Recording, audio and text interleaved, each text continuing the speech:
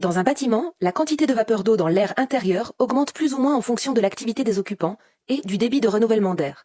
Souvent, les conditions de température et d'humidité entre l'intérieur et l'extérieur amènent la vapeur d'eau à migrer au sein des parois du bâtiment. Si la vapeur d'eau condense dans la paroi, les performances thermiques et mécaniques de cette paroi sont fortement diminuées. Prenons le cas de rampants isolés avec une laine minérale mise en œuvre entre chevrons. En hiver, le différentiel de température entre les faces externes et internes de l'isolant sont très importantes. La laine minérale étant très perméable à la vapeur d'eau, l'air chaud et humide issu de l'intérieur se refroidit en migrant vers l'extérieur. Ce refroidissement est tel que de la condensation se forme.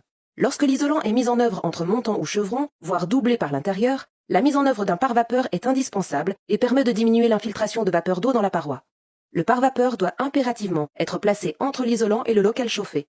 Mal placer un pare-vapeur, par exemple entre deux couches d'isolant, peut conduire à une accumulation d'humidité dans la construction côté chaud, sous le pare-vapeur. Dans le cas d'une isolation par l'extérieur, la maçonnerie qui est peu perméable à la vapeur d'eau limite le transfert d'humidité entre l'air intérieur et l'isolant. L'isolant extérieur est donc peu chargé en humidité. La variation de température à l'intérieur de l'isolant ne représente donc pas un risque de condensation. Si le revêtement extérieur est étanche à la vapeur d'eau, un risque de condensation peut subsister. Dans ce cas, le pare-vapeur sera placé entre l'isolant et le local chauffé. En plus de limiter les transferts de vapeur d'eau, le pare-vapeur est destiné à réaliser l'étanchéité à l'air de la paroi isolée.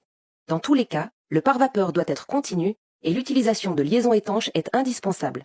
Un défaut d'étanchéité entraîne une concentration ponctuelle de la vapeur d'eau et de forts risques de condensation.